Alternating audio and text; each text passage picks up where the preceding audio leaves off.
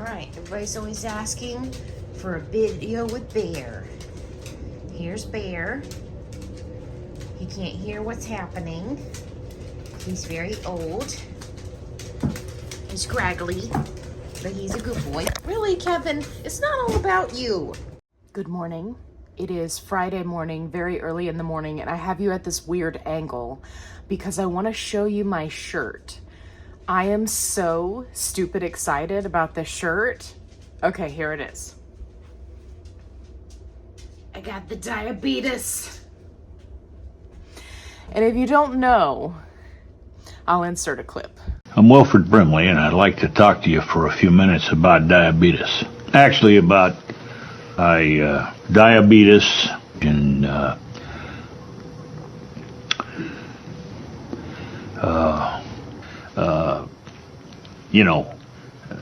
diabetes.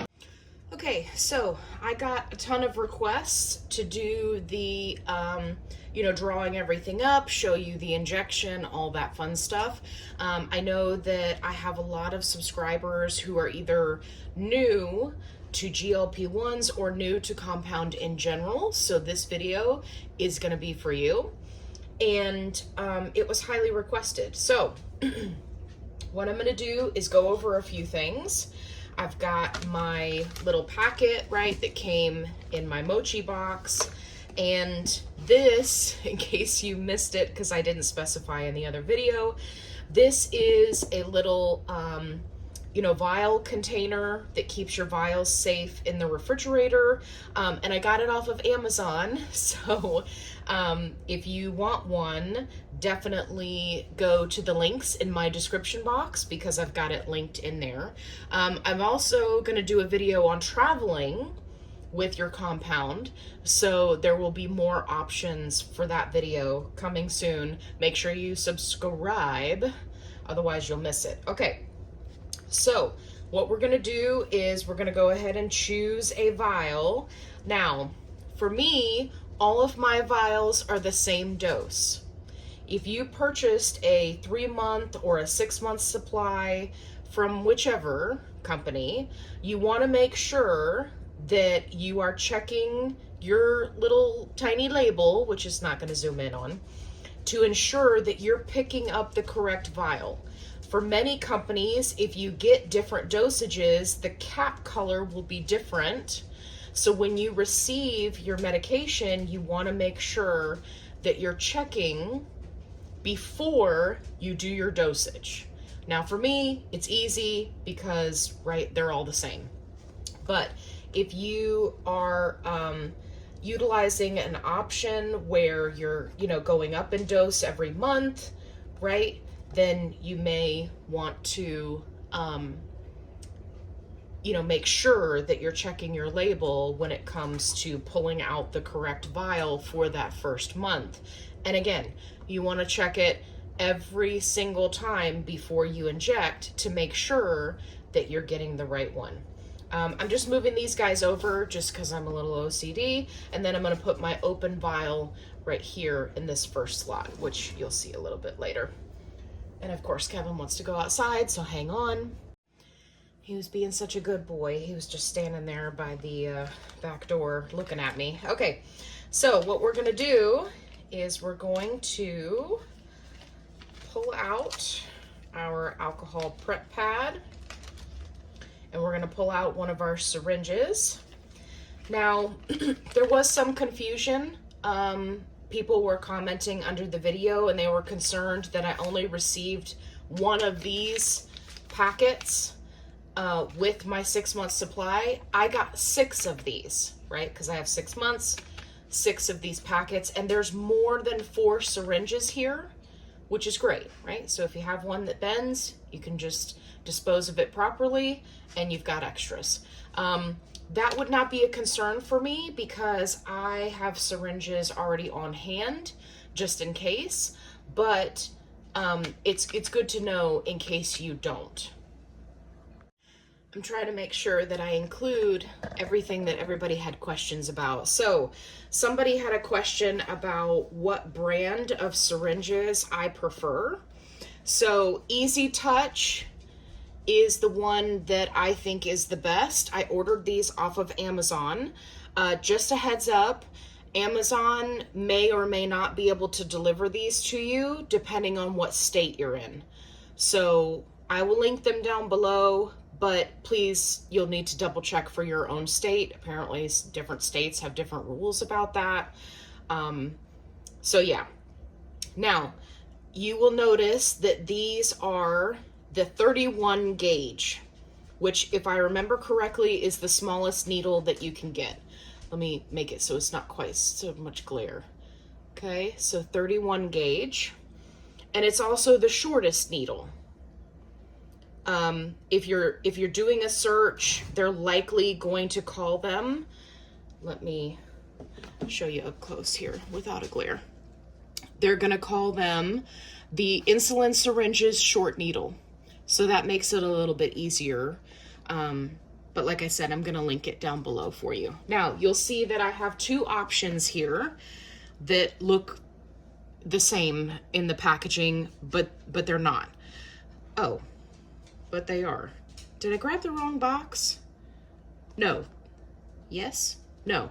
Okay, they're different. Sorry, guys. Okay, this one is for 100 units. This box right here, see where it says 100 units or less? This one is for 30 units or less. So this is a much shorter needle.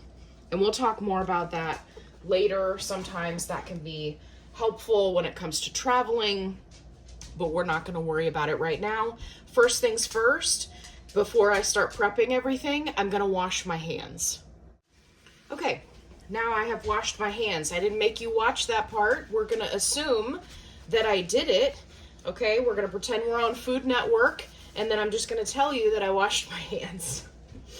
I'm just kidding. I always thought that was funny. Like, some people, they actually show them washing the hands, and then other people, they're like, okay, make sure you wash your hands. And then it cuts to the next scene. So here we are, cutting to the next scene. So I washed my hands, and now I am going to realize that I just forgot to mention something. Hang on. Okay, not necessary for this, but I wanted to show you what a vial opener looks like. Okay, it's got the little grabby hand on it so that you can get the top of the vial off. Again, you can order these on Amazon. Mine came in a pack of 3, super cheap. I think it's just called vial opener. Anyway, I'll link it down below for you. So if you are on compound, it is a good idea for you to have one of these. And what it allows you to do is open up your vial at the very end, right? So you've taken all your doses and there's just like a little tiny bit left on the bottom, right? The syringe, you can't really get it into the syringe. That is what this is for. Okay. Just wanted to throw that out there before I forget.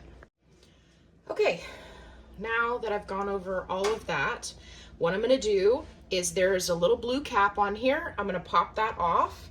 I'm just going to kind of get my fingernail underneath it, and as you can see, it kind of pops off of there. And then I'm just going to pull it off. Okay, so that's the little blue cap. And you don't need to keep that because it's not going to go back on there. Okay, then what I like to do is pull the little back stopper off of your syringe. Okay, we'll just set that to the side, right, so that it's easier to handle. This part we're not going to take off until we're absolutely ready. So now we've got our vial. We've got it open here. Now we're going to grab our alcohol pad. We're going to pull that bad boy out. And just like Nurse Diane tells us, we're going to rub this alcohol pad on here for at least 10 seconds. And there's like a little grooved area in the center, and you really want to make sure that you get all of that. Now, just like I told Nurse Diane, I do this longer than 10 seconds. I like to pretend that I am rubbing the lamp of a genie, and I really want those 3 wishes, right? It's not going to hurt anything if you only do it for 10 seconds, but I like to do it for a little bit longer. Now, we're gonna take our syringe, now that our top is sanitized here, we're not gonna touch the top. We're gonna take our syringe, we're gonna pull off your little orange cap, set it to the side, and here's our syringe. And I'm not sure if you're gonna be able to see it, but as you can see, that needle is very, very small. And I also wanna preface this by saying that I used to be deathly afraid of needles. And now it's like no big deal at all. Okay, so there are two schools of thought here. One is you can just put it in and draw out the medication. That's gonna go a little bit slower. The other school of thought is that you can put a little bit of air into your syringe, inject the air into the vial, right? And then it will pull a little bit easier. What I'm gonna do is I'm just gonna put it in with no air, and we're gonna see how vacuum packed it is. So we're gonna put it right into the center. Now I've already done my dose calculation. Really, Sega? So what I like to do is pull back a little bit more than what you need. And there's always like a little air bubble kind of at the top, and then push back. Okay, and then here's the dose. And then I'm gonna put this cap back on here. Now normally, I'm gonna do it the right way. Normally, I would just go straight to injecting this, but I'm in my kitchen and I'm a big stickler about not being in a big area where people can bump into you when you're doing your injection. Really, Sega? All right, hang on. Sorry. Apparently the dogs saw something, they wanted to go run outside, so now I've had to wash my hands again because I touched the doorknob. I know it's gonna seem silly, but taking these precautions and making sure everything is as clean as possible is really gonna be vital to ensuring that you have as little bacteria as possible, right? That you're potentially injecting into your body. I mean, there's always gonna be some. But also it sets you up for good practices later on. Whether you're doing an injector pen or you're doing a syringe, either way, you should be treating this like it's a medical process. I cannot tell you how sad it makes me every time I see a video online where somebody's just, you know, lifting up their sleeve and they're taking their injector pen and they're going, ba-doo, right? And they haven't done any alcohol or anything, they haven't washed their hands, right? While that's certainly not the end of the world, it can also be a huge contributing factor when it comes to site reactions, rashes, bruising, right? Take your time. And I cannot emphasize this enough. And this goes back to my point that I was just making about how I'm in my kitchen right now, which is where a lot of people are, right? Because you're pulling your medication out of the refrigerator and you're like, oh yeah, I'm just gonna dose this up. And then I've got everything right here and I'm just gonna go ahead and do my dosing. I'm just gonna give my injection right here in the kitchen. Unless you live alone with no pets, I am not recommending that you do that. If you have dogs, if you have children, if you have a spouse that likes to pop up out of nowhere and ask you questions and make you jump, right? If you live with a family member, if you live with a roommate, any one of those scenarios or a myriad of others, if you're not alone, please take your injection, go into the bathroom, close the door, lock the door, and take your time. 9 times out of 10, when I see that someone is having some kind of injection error, it's because they were rushing the process. Guys, don't rush. It's not a race. If you don't have time to do your injection, if it's before work, if it's after work and you're going out somewhere, if you don't have time to take your time, then just wait. Just wait and do it when you get back. There have been plenty of times that I have been rushed and I said, you know what? I'm just gonna wait until we get back from dinner. You know what? I'm just gonna wait and do it Saturday morning instead of Friday morning, right? It's not the end of the world. And if it keeps you from making an injection mistake, it keeps you from potentially wasting an entire dose. So now that I have thoroughly lectured you, I'm going to clean my vial one more time with the alcohol now that I've already drawn up my medication. This is not a requirement. I just like to do it. Okay. And then I'm going to put it back into my container that goes in the fridge. Okay. Ba-doop. And there she is. Okay. And I'm just going to put her back in the fridge. I've got my dose right here ready to go, which I will be taking into the bathroom in just a minute. Okay. So now we're in the bathroom. We're ready to do our injection. Dogs are locked outside the bathroom, so nobody's going to be bumping into us. Okay, so what we're going to do now is we're going to take alcohol prep pad. So we got our little area here. We're just going to alcohol the entire area, way bigger than what we need. Okay, and then once we're ready, that's when we remove our cap. And then what you're going to do is you're going to lift the area, like I have loose skin here, but you're just going to hold it in place. Notice that I'm not pinching and creating a lot of tension, right? You don't need to pinch the crap out of yourself. You want to just keep the area secure, but we're not pinching. So creating a lot of tension, both in the skin and in the fat, can lead to pushing the medication out a little bit. We don't want to do that. It's not necessary. Don't pinch. Now, I'm just holding the loose skin in place while we wait for the alcohol to dry. Now, what we're going to do is we're going to do our injection. Now, you'll notice this would be at a 90-degree angle to me, right? Straight in. We're not going to do that. We're going to do it. You want to, if you're looking down at the needle like I am, you're going to want to go to 2 o'clock so that you're kind of at a 45-degree angle.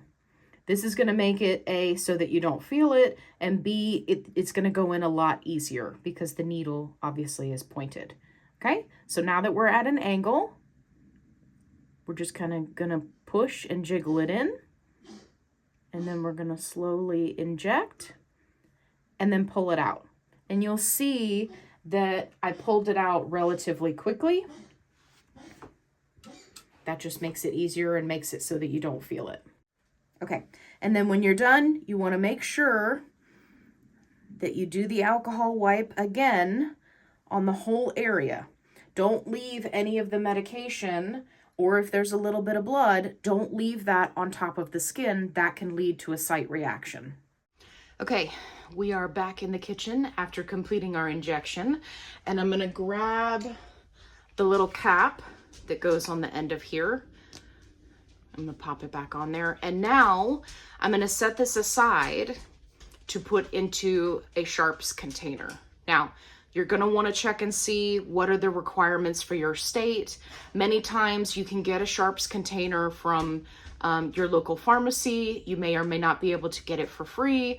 You can talk to your doctor's office about how they do disposals. Maybe they'll let you bring it in, you know, in like a milk jug, right? You put them in there, you mark it as sharps. It really depends on your state and their requirements. So make sure that you research that and that you plan ahead so that you've got a means to store your used needles, right? We're not just tossing them in the trash, people. Don't be that guy. Don't do that thing. So if you do not have a means to safely dispose of your needle, that's okay. What you can do is I have a little container in my closet, and you can just, you know, drop them down in there and save them until you do have a proper container. You want to make sure, obviously, you keep it out of reach of children, right? Let's use our noggin here.